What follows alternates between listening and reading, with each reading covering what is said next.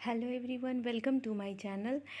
सो अभी जो मैं पेपर 8 एमएससी मैथ्स का पार्ट 1 का जो लेके आई हूँ, उसमें जो काउंटेबिलिटी अभी मैंने थोड़ी देर पहले डाला था वीडियो, तो उसी से रिलेटेड है ये आपका। उसके अगर आपने वो वीडियो नहीं देखा है तो पहले वो देख लीजिए, क्योंकि बिना बेसिक समझे आपको ये थ्योरम समझ में नहीं आएगा। ओके, सो यहाँ पे हम देख रहे हैं क्या, ये है आपका स्क्रोडर बेर्नस्टीन थ्योरम। ओके, तो ये आप थ्योरम क्या कहता है, सबसे पहले इसकी स्टेटमेंट क्या है कि अगर कोई भी दो सेट ए और बी ऐसा हो सच दैट कि ए की cardinality less than equals to B की कार्डिनलिटी है आपका, and cardinality of B less than equals to cardinality of A, this implies कि cardinality of A will be equals to cardinality of B। Okay, so सबसे पहले देखो, कोई भी चीज़ को प्रूफ करने से पहले हमारे दिमाग में होना चाहिए कि हमें करना क्या है। ठीक है, सबसे पहले क्या करेंगे हम कि ये जो एक केस दिया है ना, इस केस से हम मतलब देखेंगे कि इस केस से क्या रिजल्ट आएगा, फिर देखेंगे इस केस से क्या रिजल्ट आएगा, और कैसे भी करके हमें ना इस ए सेट को बी सेट के सिमिलर साबित करना है। ओके, देखो ये थ्योरम जितना आसान है ना, उतना ही आसान इसका प्रूफ भी है। ओके, सबसे पहले हम पहला केस जब मतलब लेंगे कि चूँकि ये गिवन है कि cardinality of A is less than equals to cardinality of B, यानी मान लो कोई सेट अगर बी है, ठीक है, और कोई सेट अगर ए है, तो ए के नंबर ऑफ़ एलिमेंट्स से बी का नंबर ऑफ़ एलिमेंट्स बड़ा है, लेकिन बी का कोई ना कोई सबसेट तो होगा जो ए के बराबर होगा और ए के साथ 1-1 मैपिंग कर रहा होगा, 1-1 ऑन टू मैपिंग। तो हम यही बात लिखेंगे कि चूँकि ये लेस देन इक्वल्स टू ये है, then there must exist a function A to B. एक फंक्शन आपका ए टू बी ऐसा सॉरी ए टू बी नहीं मानेंगे, क्योंकि ए बी के साथ थोड़ी ना 1-1 करेगा, क्योंकि बी तो आपका बड़ा है ना। तो हम क्या मानेंगे कि ए से ए के इसके बी के अंदर कोई सबसेट होगा, लेट सपोज डी। तो इस डी के साथ जो ए है वो क्या कर लेगा, 1-1 मैपिंग कर लेगा। ठीक है, तो हमने माना such that there is a function such that F A to D, और यहाँ पे डी जो है वो क्या है, सबसेट ऑफ बी। ये क्या है आपका, बाइजेक्टिव लिखो या 1-1 ऑन टू मैपिंग लिखो, सीधे बाइजेक्टिव भी आप लिख सकते हो उसके बदले। क्या है ये, बाइजेक्टिव मैपिंग है। अच्छा, अगर ये बाइजेक्टिव मैपिंग है, ओके, देन ऐसा भी तो हो सकता है ना कि अगर मैं बोलूँ कि ये दोनों बाइजेक्टिव मैपिंग है यहाँ पे, तो यहाँ पे अगर उल्टा इसका करें, हम इधर से अगर मैं मैपिंग करूँ, अगर मैं बी से इधर करूँ मैपिंग, ठीक है, तो उस केस में क्या होगा आपका, तो देखो यहाँ पे एक और सेट बना सकते हैं। देखो पहला केस से तो ये आपको समझ में आ गया ना कि कार्डिनलिटी ऑफ ए अगर less than equals to B है तो ये केस हो गया। अब दूसरा जो केस दिया है वहाँ से हम उल्टा भी तो मैपिंग कर पाएंगे ना, जैसे कि दिया है कार्डिनलिटी ऑफ बी। अच्छा, इसको हम लिख देते हैं एफ है, ये ए टू डी है। क्लियर है। अब कार्डिनलिटी ऑफ बी दिया हुआ है यहाँ पे सेकंड केस कि less than equals to cardinality of A, यानी यहाँ बड़ा कौन हो गया, ए, और छोटा कौन हो गया, बी। क्लियर है, यानी बी के इक्विवेलेंट कोई ना कोई ए का सबसेट तो होगा जिसके साथ बी क्या कर पाए, मैपिंग कर पाए। क्लियर है, तो हमने अज्यूम कर लिया कि ए का एक सबसेट कोई ई है जिसके साथ ये जो बी है ना, ये क्या कर रहा है, अपना ई के साथ 1-1 ऑन टू मैपिंग कर रहा है। क्लियर है, इसको ई मान लेते हैं। क्लियर, तो यहाँ पे हमने एफ़ दिखाया इस मैपिंग को, तो इस मैपिंग को हम जी दिखा देते हैं। जी क्या है, बी टू ई। क्लियर है, तो हम लिखेंगे कि सच दैट ए मैपिंग जी है आपका बी टू ई, और यहाँ पे जो ई है ना, ये सबसेट ऑफ ए है। इस चीज़ को हम लिख देंगे। अच्छा चलो, यहाँ पे हमने इन दोनों चीज़ को देख लिया। ठीक है, अब यहाँ पे दोनों को एक साथ देखने पे आपको क्या पता चल रहा है कि यहाँ पे अगर मैं बोलूँ ये पूरा जो सेट है ना, इसमें अगर मैं ई को निकाल के फेंक दूँ और जो बचा हुआ सेट है ना उसको मैं A1 मान लूँ, इसको क्या मान लूँ, A1, मैं दूसरा कलर का पेन इस्तेमाल करती हूँ, एक सेकेंड रुक जाओ। हाँ, तो इसे हमने मान लिया A1। तो हमने यहाँ पर डिफाइन कर दिया ऐसे कि हमने जिसको A1 माना वो है क्या, असल में A माइनस E है। ठीक है, तो अब ज़रा ध्यान से देखना, इस A1 की मैपिंग आपको कहाँ मिलेगी, क्योंकि A की जो मैपिंग थी वो आपको D के अंदर मिल रहा था, तो इस A1 की मैपिंग भी आपको D के अंदर मिलेगा, बट D के अंदर एक छोटा सा सबसेट होगा।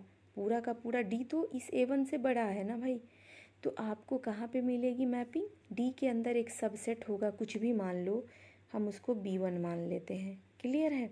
तो हमने लेट सपोज किया A1 A टू E है, तो यहाँ पे there must exist a mapping है ना, तो यहाँ पे आपका एक मैपिंग एग्जिस्ट करेगा, तो यहाँ पे FA1 क्या हो जाएगा आपका B1।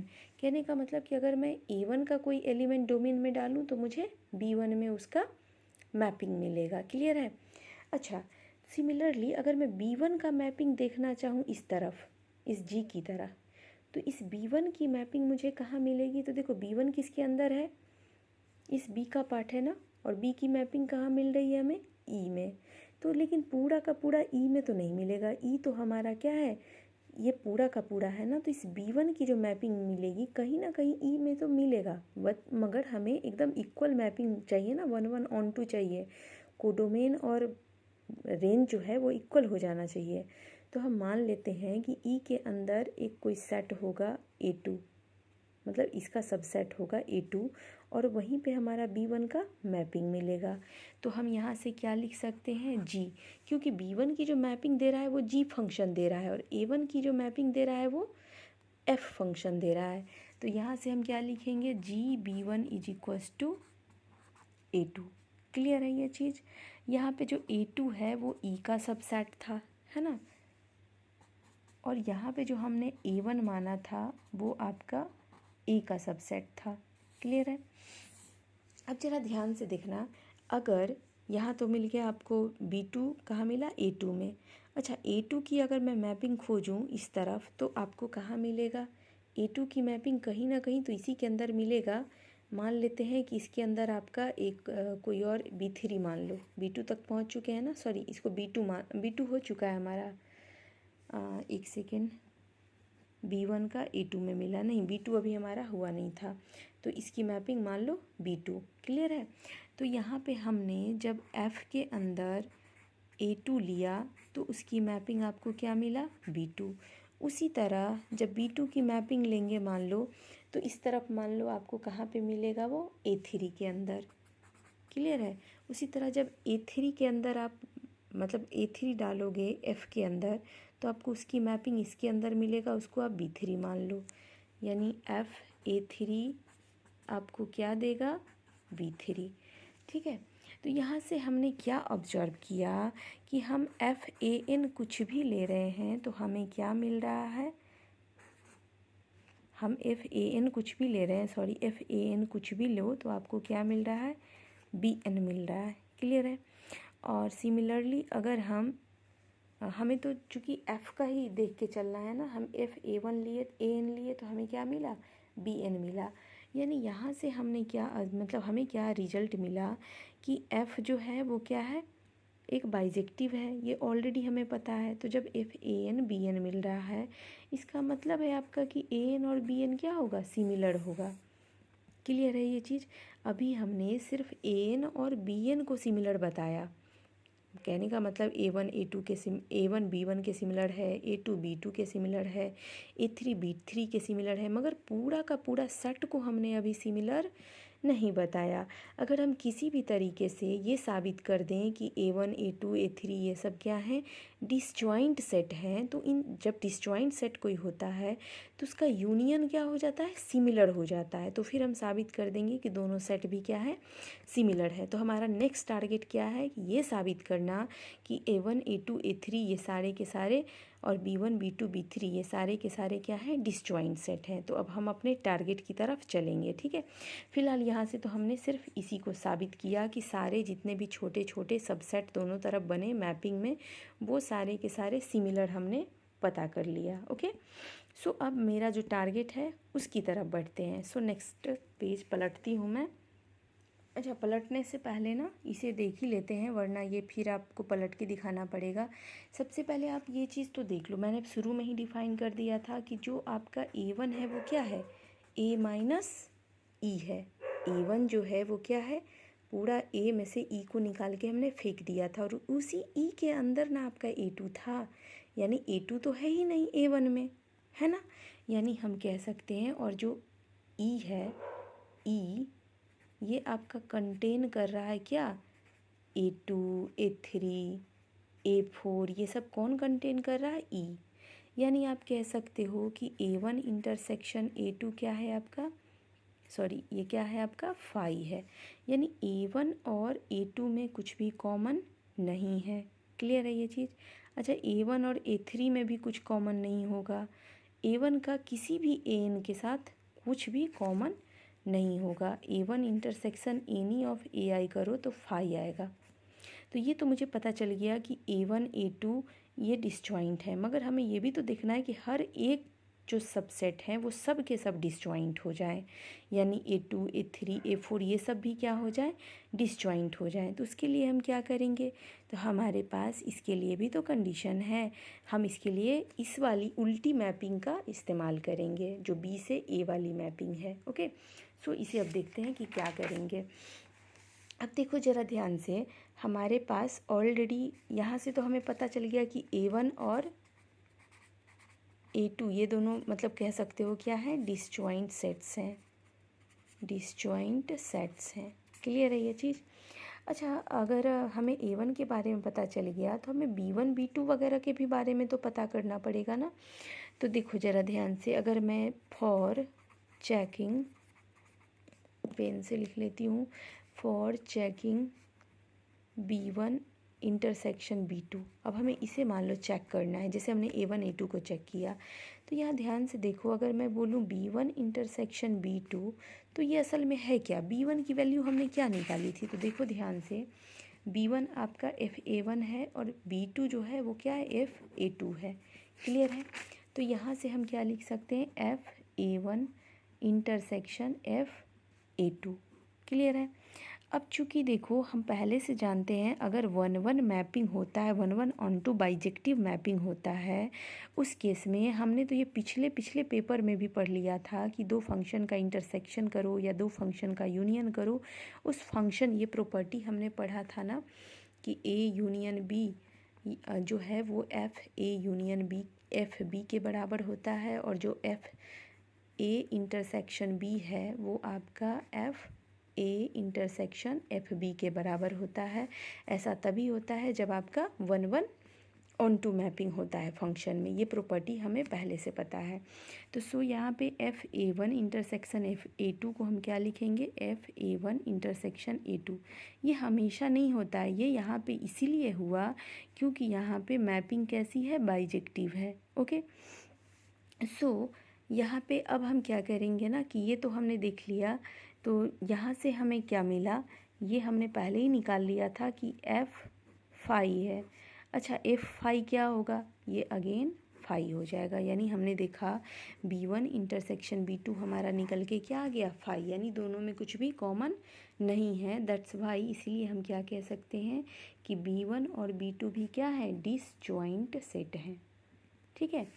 सिमिलरली अगर मैं बात करूं, जैसे अभी मैंने सिर्फ A1 और A2 को डिफ़ाइन किया, A2 A3 A4 सबको तो देखना है ना। अगर हम A2 और A3 की बात करें तो ये A2 क्या है, तो पीछे पेज में देखो ज़रा, A2 क्या है आपका, कहाँ गया कहाँ गया कहाँ गया, ये रहा। A2 का मतलब GB1 और A3 का मतलब GB2। क्लियर है। सो हम क्या लिखेंगे, A2 के जगह GB1 और A3 के जगह क्या लिखेंगे, GB2। यानी ये GB1 इंटरसेक्शन B2 हो गया, क्योंकि ये 1-1 मैपिंग है। तो यहाँ पे अगेन G फाई और ये फाई हो गया। यानी हमने देखा A2 और A3 भी क्या है आपका, यहाँ पे मतलब डिसजॉइंट है, दोनों में कुछ भी कॉमन नहीं है। यहाँ से कंक्लूजन निकला, कंक्लूजन क्या निकला आपका कि जो A1 है, A2 है, AN तक, और जो B1 है, B2 है, अप टू BN तक, ये सारे के सारे क्या हैं, डिसजॉइंट सेट्स हैं। ओके। अच्छा, ये अगर डिसजॉइंट सेट हैं तो इसको आप मतलब सिंबल में AN सिमिलर टू BN लिख सकते हो। मैंने पहले ही कह दिया था कि अगर ये तो हमारे पास पहले से ही रिजल्ट है ना, वी ऑलरेडी प्रूव्ड इट, हमने पहले से ही प्रूव कर दिया है कि AN और BN क्या है, दोनों सिमिलर हैं, और दोनों चूँकि डिसजॉइंट भी साबित हो गया। मैंने कहा था कि अगर सिमिलर हो जाए A1 A2 A3 B1 B2 B3 के, और दोनों डिसजॉइंट हो जाए, तो इसका मतलब इन सब का मतलब यूनियन जो होगा वो भी क्या होगा, आपस में सिमिलर होगा।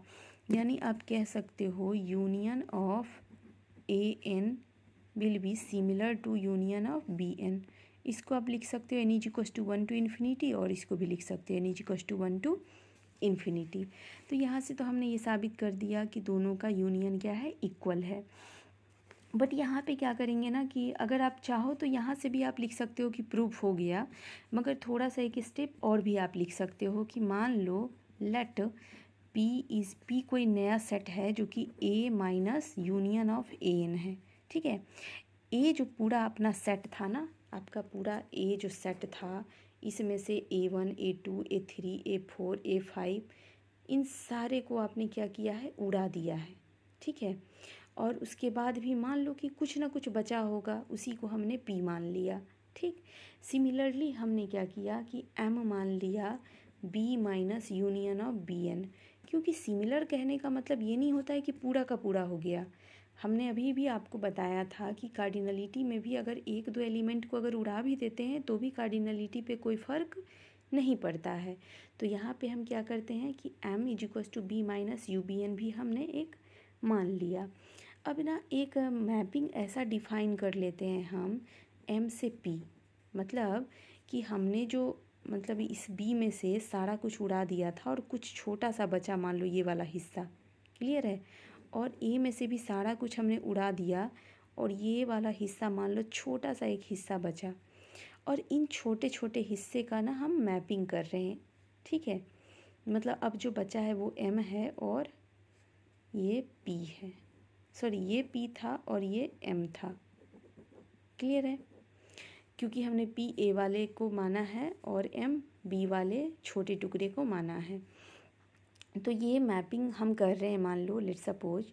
देन यहाँ पे जितना भी, जब भी आप G के अंदर छोटा वाला M डालो, इस M का जो एलिमेंट है ना, ये G है, मैपिंग कर रहे हैं, तो आपको मिलेगा क्या, छोटा सा P, इस P का कोई ना कोई एलिमेंट मान लो मिलेगा आपको।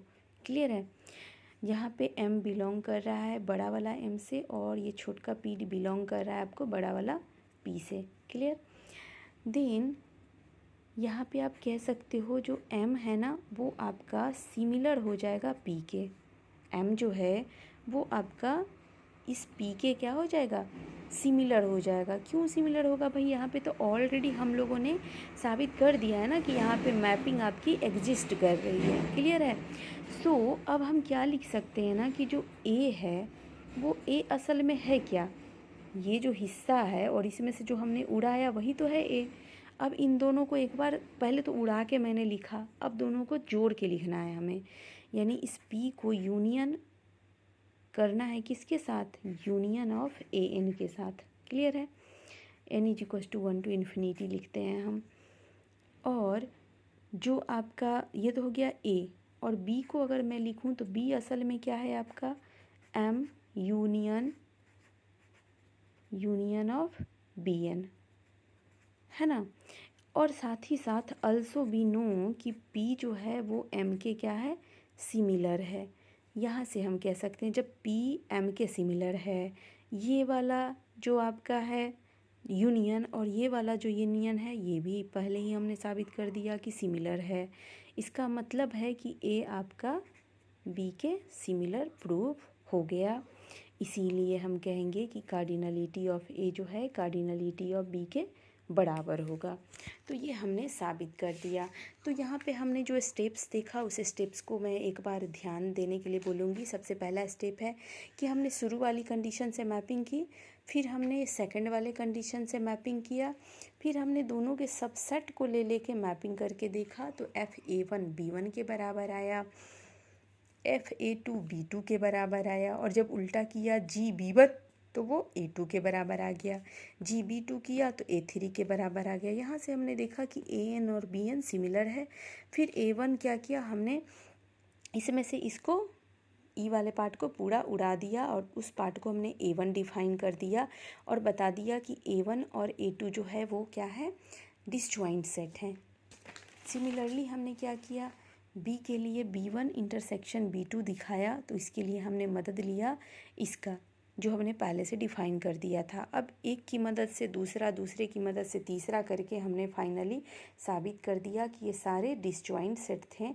एक बार आप प्रैक्टिस कर लेना और उसके बाद फिर हमने लास्ट स्टेप ये कर दिया है ना। एक बार आप इसे प्रैक्टिस कर लीजिएगा, डेफिनेटली एग्ज़ाम में आप करके आओगे। Thank you very much, keep supporting me, bye bye.